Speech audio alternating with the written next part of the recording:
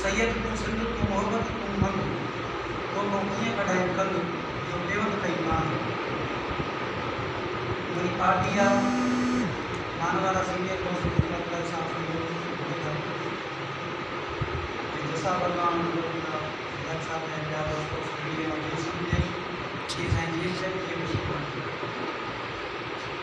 दोस्तों सालगिरह वर्ष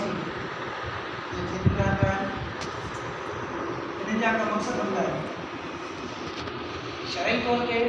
इहो वरती बाग़बानी करे मल्हायो वेंदो आहे उनजी ख़ैर ख़ैरात थींदी आहे त जीअं उनजे रूह खे सवाबु पहुचायो ऐं मित्र बि अॻवान ऐं दुनिया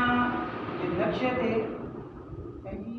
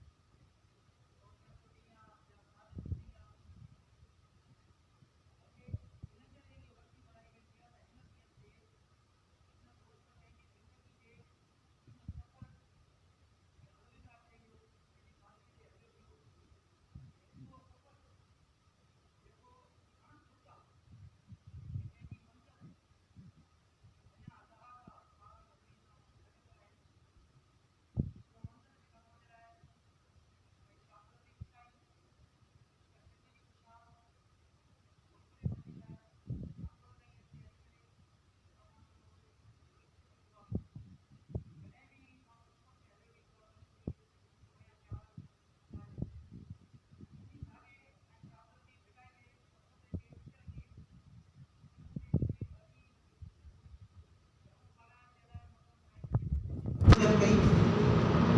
उन पंहिंजो वारो वॼायो छो त साईं जीएम सैयद खां पुछियो वियो त साईं तव्हां आज़ादी न वठी सघिया तव्हां उन मंज़िल ते पहुता आहियो जिते हाणे तव्हां अचण वेहण कलाकार त साईं जीएम सैयद फरमायो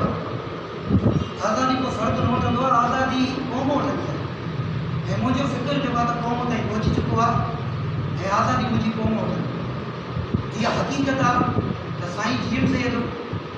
जंहिं फ़िक्र जो असांखे ॾेई वियो आहे हाणे असांखे ईअं न करिणो त साईं जीएम सैयद जी क़बर ते वञी करे गुल रखंदानी चुमी ॾियणी हुई त साईं तूं असांजे मुर्शिद पर न इहा असांजी भुल आहे उन क़बर ते वञी करे उन ॾियारे ते वञी करे इहो वचन वरजाईंदासीं त साईं जेको तुंहिंजो मिशन अथो आहे उन असां पाए तक पहुचाईंदासीं माण्हू को बि नंढो न हूंदो आहे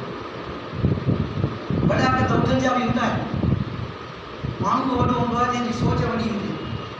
माण्हू को वॾो हूंदो आहे जंहिंजी क़ौम जे लाइ दर्द हुजे बाक़ी त अमीरनि जा अमीर बि पियानी पर कुतनि जे हेठां पियानी जा उहे माण्हू वॾा न आहिनि साईं जीएम सैयद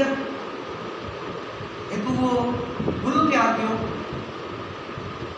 जंहिंजे लाइ साईं जीएम सैयद खां पोइ उन मोतबर अॻवाननि चयो हुयो त अॼु साईं जीएम सैयद सां गॾु सिंधु देश जो नालो बि ख़तमु थी चुको आहे पर हक़ीक़त इहा हुई त ख़ुशबू कॾहिं बि रुकंदी न आहे उहो साॻियो गुलाब जो गुल शहीद बशीर खान कुरैशी आयो जंहिं पंहिंजी क़ौम खे ईअं जाॻायो जॾहिं बि को बि कारकुन कंहिंसां बि मुखातिब थींदो त ईअं न चवंदो त बशीर कुरैशी अचे थो चवंदो असांजी वॾो अचे थो वॾो असां सिंधी लफ़्ज़ जो पंहिंजी पीउ खे चवंदा आहियूं पर असांखे पीउ जेको आहे त उन जिस्मानी तौर ते त जनमु ॾिनो आहे पर ज़िंदगी गुज़ारण ऐं धरती जे हक़ जे हवा उथारण जे लाइ असांखे शऊर शहीद सिंधु देश बशीर खान कुरैशी न त असां सिंधी माण्हू खां त इहा वेदन हूंदी हुई जे हिकिड़ो जमादार ईंदो हुयो पोइ पुलिस वारा ईंदा हुया त सॼे ॻोठ खे अॻिते करे विझी वेंदा हुया इहा ई ख़बर कोन पवंदी त असांजो ॾोह कहिड़ो शहीद सिंधु देश पाणी जे मसइलनि ते हज़ारनि जी तइदाद